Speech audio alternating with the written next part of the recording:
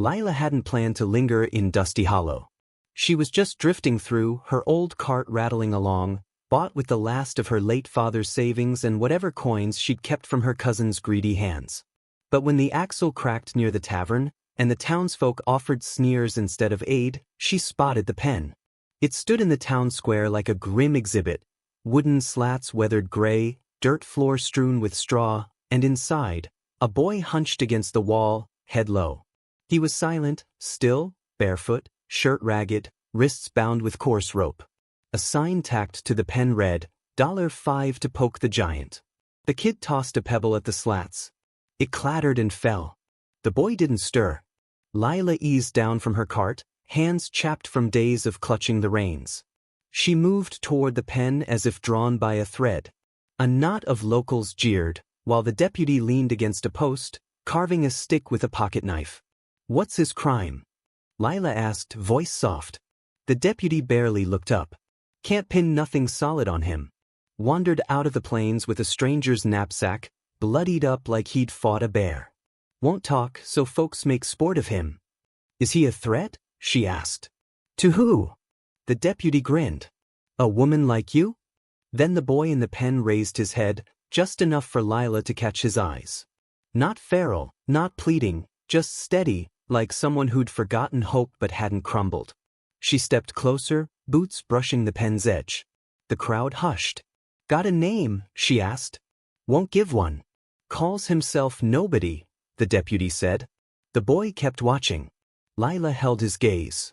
Her fingers brushed the pouch at her waist, where her mother's locket rested, the one thing she hadn't sold. Silver, worn smooth from years of touch, a keepsake from a woman lost to fever. She'd sworn it was untouchable. Until now. Lila reached into the pouch, fingers closing around the locket's cool weight. She drew it out. The crowd leaned closer. She faced the deputy, holding it up. "This enough for him?" The boy's eyes didn't waver. In that instant, Lila knew she wasn't just buying a boy, she was cutting loose something in both of them. The deputy snatched the locket, squinting at it in the sun like he was appraising livestock. "Ain't worth $5, but it'll do for a tale." The crowd snickered, unsure whether to mock or marvel. Lila stood firm. The deputy unlatched the pen with a creak that set birds scattering. The boy stayed still. "He's yours," the deputy said. "Hope you've got chains and second thoughts." Lila stepped to the pen's edge. "Come or stay," she said. "You're Nobody's now." The boy didn't move at first. Then, slowly he rose, hands on his knees, legs unsteady from days confined. He stood tall, taller than she'd guessed, a giant of a boy, broad-shouldered but lean, like a sapling stretched too fast. Sunlight hit his face, dark hair tangled, jaw stubbled, eyes deep and guarded. Not a child, not yet a man, just weathered. He stepped out, silent. The crowd parted as he passed, Lila at his side, her paddle racing though her face stayed calm. She climbed onto the cart. He settled in the back. No one blocked their path. No one spoke. The wheels groaned as they rolled away. Lila didn't glance back. The road west of Dusty Hollow wound through scrubby oaks and dry gullies. Lila kept her eyes forward, hands firm on the reins. The boy didn't ask where they were headed. Didn't ask for bread or water. Didn't ask anything at all.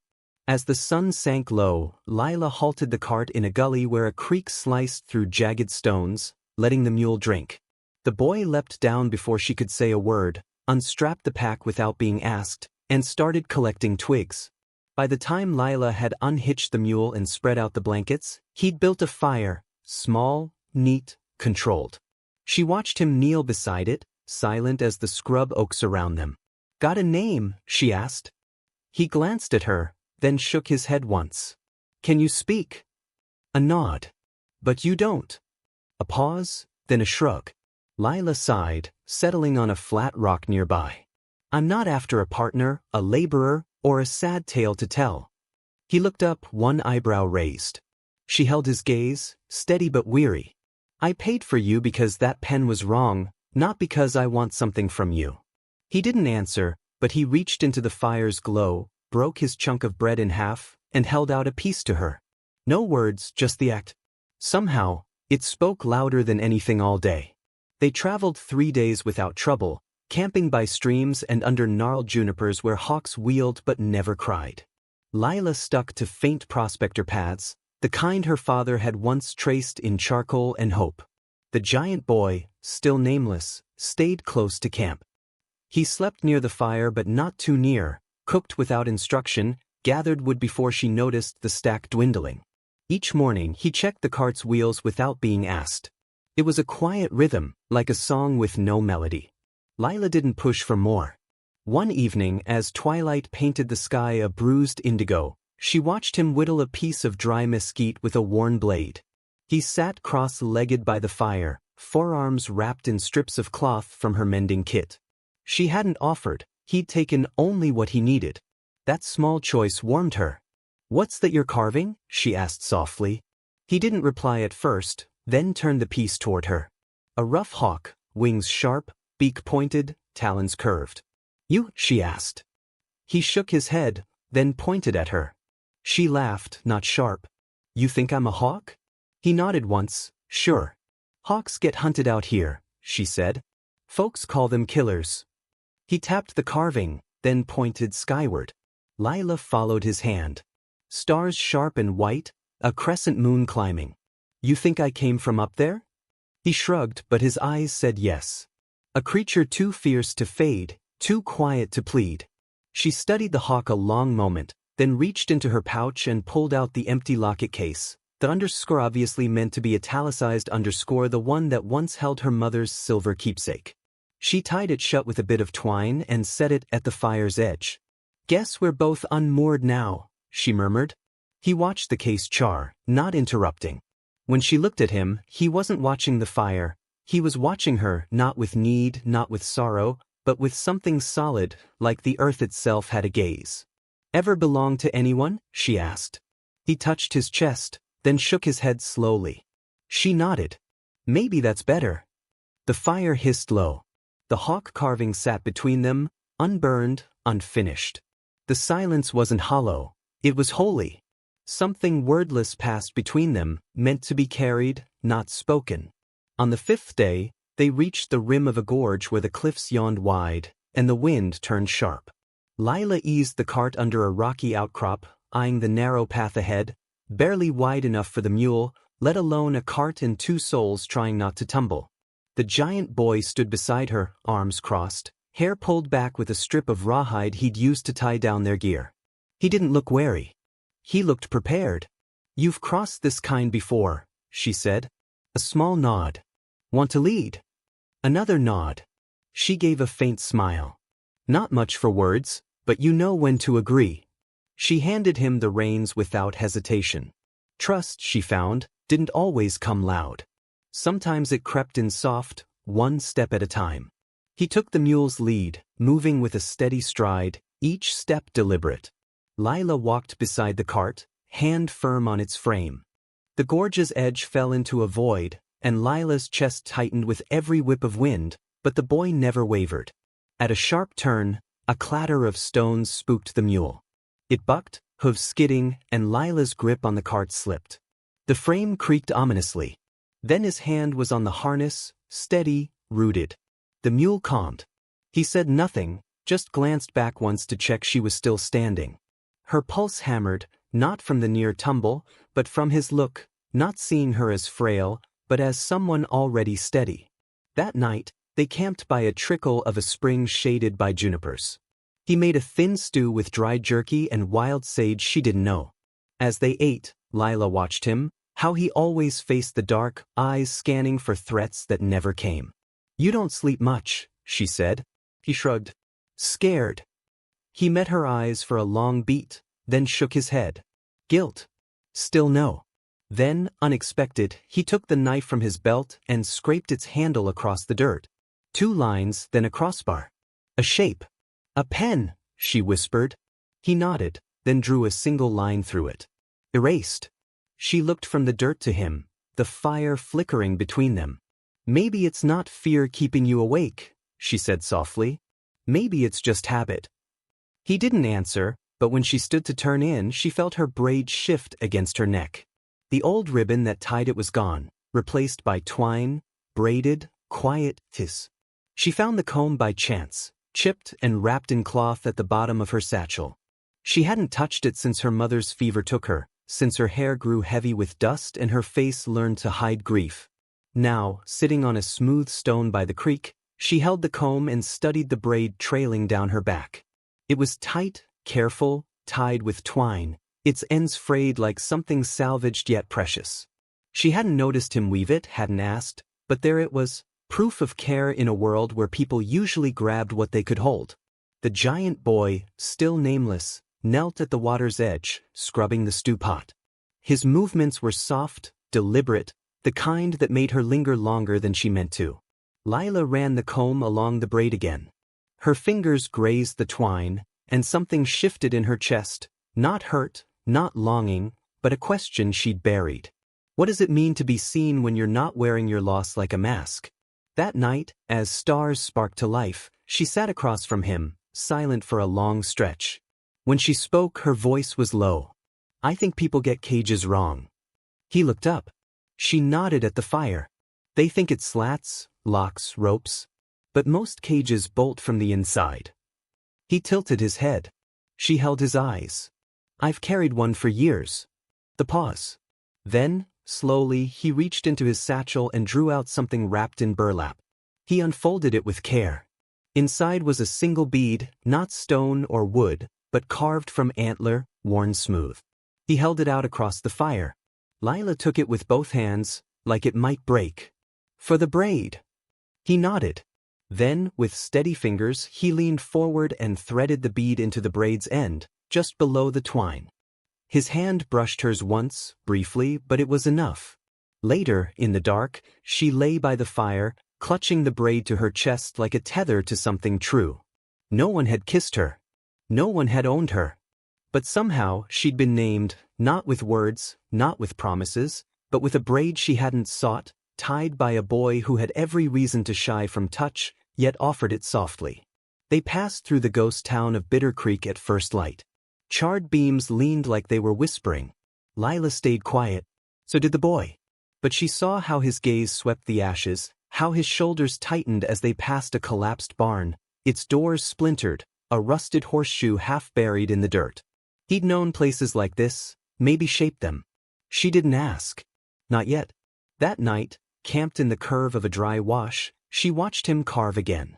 His hands were sure, even in the chill, shaping mesquite like it held a story. She sat close, her braid draped over one shoulder, the antler bead cool against her skin. You hold memories in your hands? Lila said softly. The boy paused, glanced up, then nodded. Show me something. He hesitated, then placed the carving in her lap. A woman seated, braid trailing down her back, not delicate but clear. Lila blinked. That's me. He nodded, then reached for another piece of mesquite, half-shaped, broad-shouldered, hands open. That you? She asked. He didn't answer, just kept carving. She leaned closer. What took your voice? He froze, jaw tight. She waited. Finally, he grabbed a stick and scratched lines in the dirt. A hut, flames, a figure outside. Lila's breath hitched. You were in a fire. He nodded, then added a smaller shape, crouched by the figure. Watching. A child. Her throat closed. Your family? His hands shook, then dropped the stick. He didn't finish. Didn't need to. She reached out, touching the back of his hand lightly, not asking for more, just holding what he'd shared. That night, her braid was retied. The twine was thicker, darker, and below the antler bead hung another, carved with a single line. A flame. Not adornment, but memory. A confession. Trust, the kind words couldn't carry. She held the braid as she slept. Come morning he was cooking, still silent. But something had changed. He wasn't a stranger anymore, just a boy who chose not to run, even from the embers inside him. The next town, Redstone, was bigger. Adobe shops pressed close, windows glinting, kids darting down packed dirt roads. Lila considered bypassing it, but the mule needed grain, and they were out of tea. She kept her braid tucked under her shawl. Let them see a wanderer with a quiet boy behind her. Let them wonder. The town didn't gawk like Dusty Hollow. They murmured, curious, cautious. No stones, no sneers. The store's door chimes stirred memories of her mother, her warm hand, her voice calling Lila sweet, in a tone that turned heads. She hadn't thought of her in months. Not until that chime. She grabbed flour, tea, a jar of molasses. The clerk glanced at the boy but stayed quiet. Lila's fingers brushed the empty pouch where her mother's locket once sat. Traded for a boy, a memory for a life. No regrets. Outside, Thorn, she'd started calling him that in her mind, tied the supplies to the cart without prompting. An old woman in a wide hat approached. "He yours?" she asked softly. Lila turned. "No," she said, then paused. "But I'm his." The woman's eyes softened. "That's rarer." Lila nodded as they left Redstone. On the road, she spoke over her shoulder. "They wonder why you're quiet." He didn't respond. She half-turned, braids swaying. "I say it's because you're listening." A faint smile touched his lips, fleeting but true. "They think I gave up too much," she said. "A locket for a boy. But that locket never scrubbed pots, never lit a fire, never carved me from wood." That night, her braid was redone, tighter, with a new bead, brass, shaped like a ring. Not her mother's, not a replacement, just a marker. She touched it, looking at him across the firelight. "Why do you keep tying this?" He met her gaze, tapped each bead, antler, flame, ring, then her chest. She understood and didn't ask again. The trail grew rough past the plains. Roots snagged the path, cliffs crowded close, like the earth was eavesdropping. Lila gripped the reins, shoulders sore, throat dry with dust. Thorn walked ahead, eyes sharp, like a lookout never dismissed.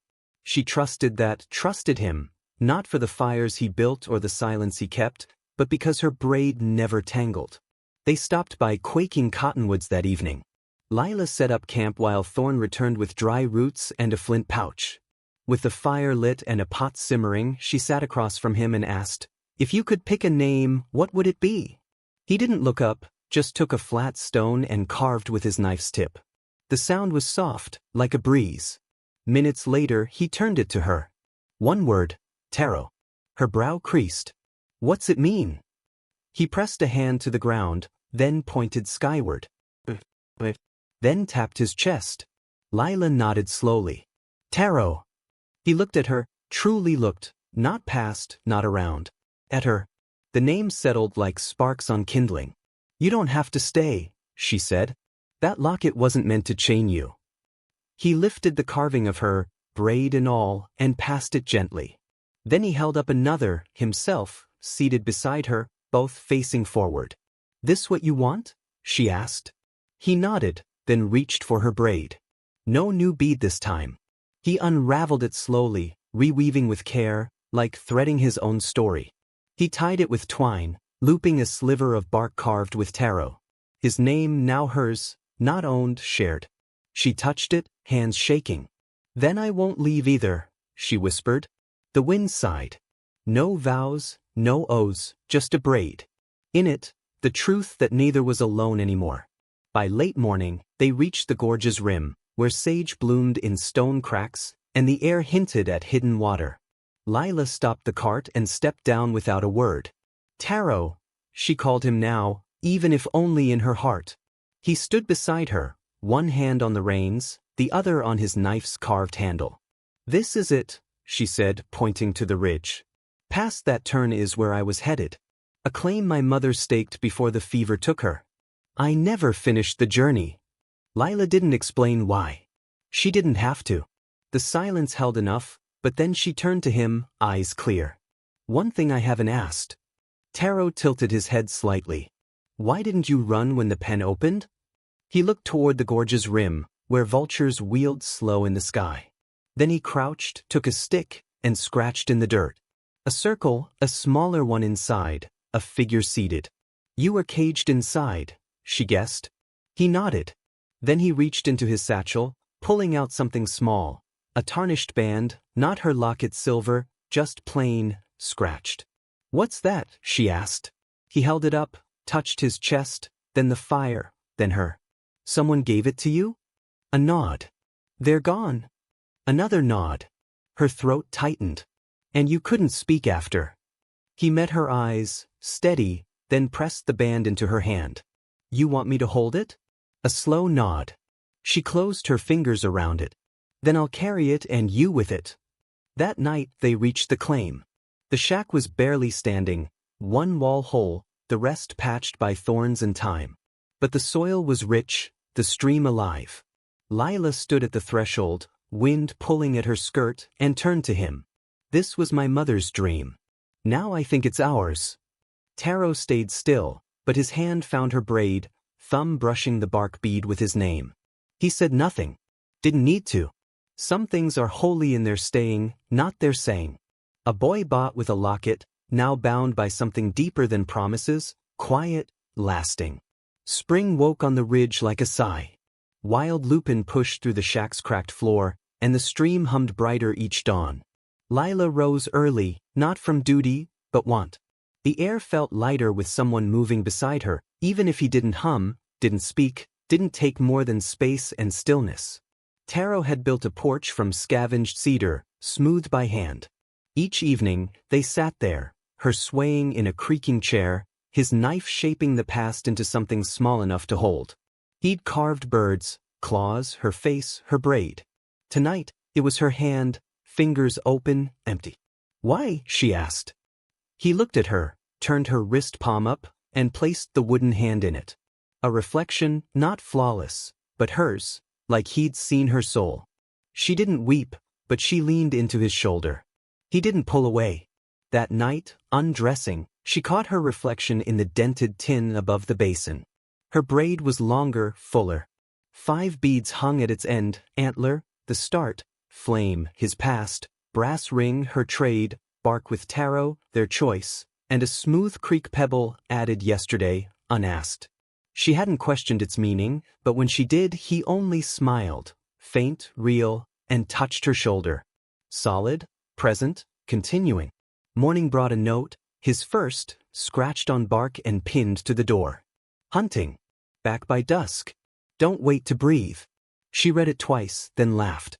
Stepping out barefoot, hair loose, wind tangling it, she didn't braid it that day. She didn't need to. The beads clicked like a story still unfolding. Walking the stream's edge, she thought of the pen, the locket, the boy no one claimed, and the choice that undid her sorrow. He'd never vowed to stay, but every day he chose to, not because she demanded, not because she lacked, but because he'd found something worth holding. In that braid, woven with pain, memory, and quiet gifts, she carried the truth. She hadn't bought a boy. She traded a locket for a soul who knew how to weave her spirit whole, one thread at a time.